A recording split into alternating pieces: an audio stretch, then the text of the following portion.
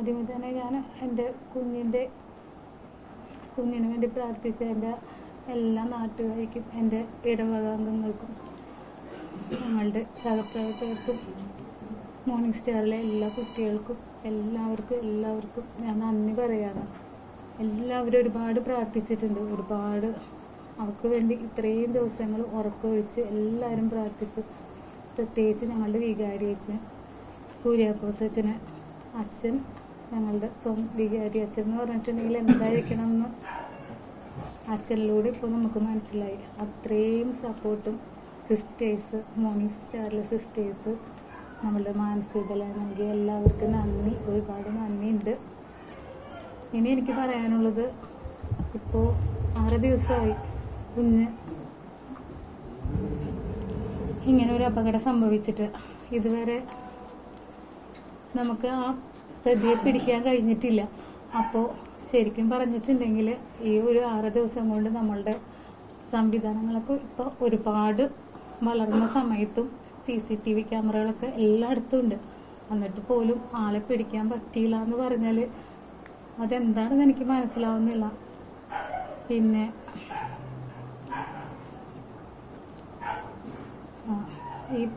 ഈ പ്രതി എന്ന് പറഞ്ഞ ആളൊരു ഡോക്ടറാണെന്ന് എനിക്ക് അറിയാൻ കഴിഞ്ഞു. ഇന്നലെ ഞാൻ അറിഞ്ഞ്. അപ്പോൾ ഡോക്ടേഴ്സ് എന്ന് വെച്ചിട്ടുണ്ടെങ്കിൽ മനുഷ്യന്റെ ജീവൻ രക്ഷിക്കാനുള്ളവരാ. ആള് തന്നെ ഇങ്ങനെ ഒരു ജീവൻ എടുത്തു എന്ന് പറയുമ്പോൾ ഒന്ന് ആലോചിച്ച് നോക്കി. അത് വലിയ ആളായതുകൊണ്ടാണോ നമ്മള് ആള് ഇതുവരെ കിട്ടാത്തത്? ഞാൻ അറിഞ്ഞിട്ടുണ്ടായിരുന്നു ഏതോ വലിയ സ്ഥലത്തെ വലിയ ഫാമിലി, വലിയ ക്യാഷുള്ള ആള് എന്നൊക്കെ പറയുന്നുണ്ടായിരുന്നു. നമ്മൾ സാധാരണക്കാരന്റെ കുഞ്ഞുങ്ങളുടെ സ്വപ്നങ്ങൾക്ക് ഇവിടെ ഒരു വിലയില്ലേ? എന്തോരം സ്വപ്നങ്ങൾ ഉണ്ടായിരുന്ന മോളാന്നറിയോ എൻ്റെ മോള് പഞ്ച പാവ വരുന്നു. എൻ്റെ മോള് എല്ലാവർക്കും ഭയങ്കര ഇഷ്ടമായിരുന്നു. പഞ്ചപാവം മോളായിരുന്നു. എൻ്റെ മോക്ക് എന്തായാലും നീ വാങ്ങി തരണം. എനിക്ക് അത് മാത്രമേ പറയാനുള്ളൂ. ആ ഡോക്ടറാണെന്നുണ്ടെങ്കിൽ ആ ഡോക്ടർ എനിക്കറിയില്ല, അവരുടെ എങ്ങനെയാണെന്നൊന്നും എനിക്കറിയില്ല. പക്ഷെ ഇനി അയാൾ ഡോക്ടറായിട്ട് വന്നു കഴിഞ്ഞിട്ടുണ്ടെങ്കിൽ എത്ര മനുഷ്യരുടെ ജീവനായിരിക്കും അയാളുടെ കയ്യിൽ കിടന്ന് പൊലിയാന്ന് എനിക്കറിയില്ല. ഇങ്ങനെയൊക്കെ ചെയ്യുന്ന ഒരു വ്യക്തി ഇനി അങ്ങനെയും ചെയ്യാതിരിക്കുമോ? ഇപ്പൊ എൻ്റെ നല്ലവരായ കുറേ ഡോക്ടേഴ്സിനെ ഞാൻ കണ്ടിട്ടുണ്ട്. അപ്പൊ നിങ്ങളോടുകൂടി പറയുവാണ്, നിങ്ങൾക്ക് കൗൺസിൽ, എനിക്കറിയില്ല നിങ്ങളുടെ അസോസിയേഷനോ കാര്യങ്ങളോ എന്തെങ്കിലുമൊക്കെ ഉണ്ടാവുമെന്നൊന്നും അറിയില്ല. പുള്ളിനെ ഇനി ഒരിക്കലും അതിലൊന്നും ഉൾപ്പെടുത്തരുത്. എൻ്റെ മോക്ക് നീതി വാങ്ങി തരണം. എൻ്റെ മോളെ ആളൊന്ന് ആ വണ്ടി ഒന്ന് നിർത്തി എൻ്റെ മോളൊന്ന് ഹോസ്പിറ്റലിൽ കാണാൻ പോലുള്ള മനസ്സ് കാണിച്ചില്ല. എനിക്ക് നീതി കിട്ടണം. ഞങ്ങളുടെ ഒപ്പം നിൽക്കുന്ന എൻ്റെ കുഞ്ഞു മക്കള്, എൻ്റെ ലിയാമോളുടെ കൂട്ടുകാര്, അവരുടെ എല്ലാവരുടെ ആഗ്രഹം അത്. അവർക്ക് നീതി വേണമെന്ന്. അതുങ്ങൾ ഉറങ്ങിയിട്ട് ദിവസങ്ങളായി. അവൾ അഡ്മിറ്റ് ചെയ്തെന്ന് അവരവിടെ നിൽക്കുക, ഡ്രസ്സ് പോലും മാറിയിട്ടില്ല.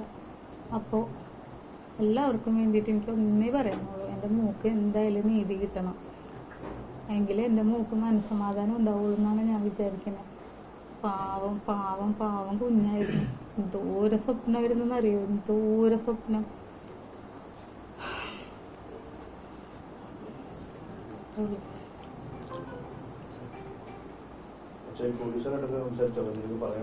ആരും ഞങ്ങളോട് ബന്ധപ്പെട്ടിട്ടില്ല.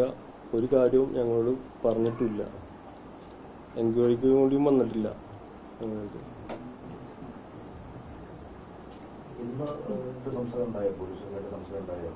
ഇല്ല, അവര് വന്നിട്ടേ ഇല്ല. ഞങ്ങളോട് അടുത്തോട്ടും വന്നിട്ടില്ല. ഞാൻ നോ ഓപ്ഷൻ സർട്ടിഫിക്കറ്റിന് വേണ്ടി പോയി കഴിഞ്ഞപ്പോ എന്നെ അവിടെ പിടിച്ച് ഇതായിരുന്നു, വെയിറ്റ് ചെയ്യിപ്പിക്കണ്ടായിരുന്നു. രാത്രി 10 മണിക്ക് പോയിട്ട് പിറ്റേ ദിവസം നേരം വെളുത്ത് 6 മണിക്കാണ് ഞങ്ങൾ അവിടെ നിന്ന് വിട്ടത്.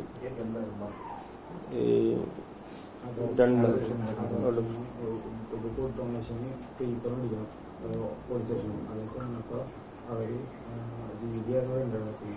SHO ഇല്ലെന്ന് പറഞ്ഞിട്ട് ഞങ്ങൾ അവിടെ നിർത്തി.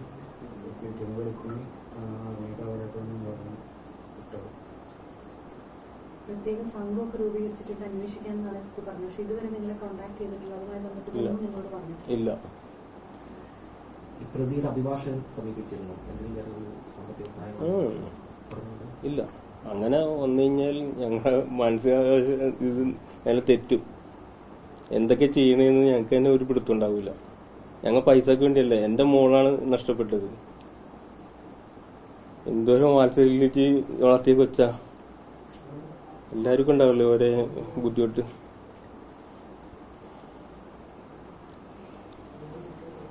പോലീസ് ഗുരുതരമായ വീഴ്ച ഉണ്ടായിരുന്നു. CCTV അടക്കം പരിശോധിച്ച് പിടികൂടാമായിരുന്നു. മദ്യപിച്ചിട്ടുണ്ടെന്ന് നമുക്ക് അറിയില്ല, അതിന്റെ സമയം കഴിഞ്ഞു. എങ്ങനെയാണ് കുടുംബം നേരിടാൻ പോകുന്നത്? കുടുംബം നേരിടാൻ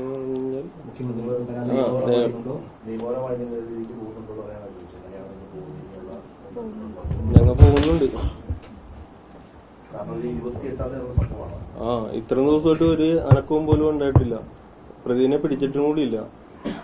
അവിടെ ഉണ്ട് ഇവിടെ ഉണ്ട് എന്നൊക്കെയാണ് പറയണത്.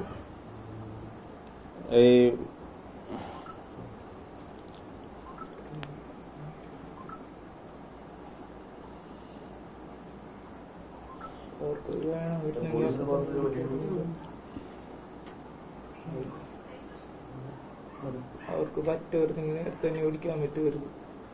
അവർക്ക് പറ്റുമായിരുന്നെങ്കിൽ നേരത്തെ തന്നെ പറ്റുമായിരുന്നു. ഇത്രയും ദിവസത്തിന്റെ കാര്യമൊന്നും ഉണ്ടായിരുന്നില്ല. ചെറിയ ബോധമുള്ള ആർക്കെങ്കിലും മനസ്സിലാവും എന്തൊക്കെയാണ് നടക്കണേന്ന്. ഈ കയ്യിൽ പൈസ ഉണ്ടെങ്കിൽ എന്താണ് അവൾ കഷ്ടപ്പെട്ട് ഞങ്ങൾ എല്ലാവരും ജീവിക്കാൻ ഇതാക്കണേ.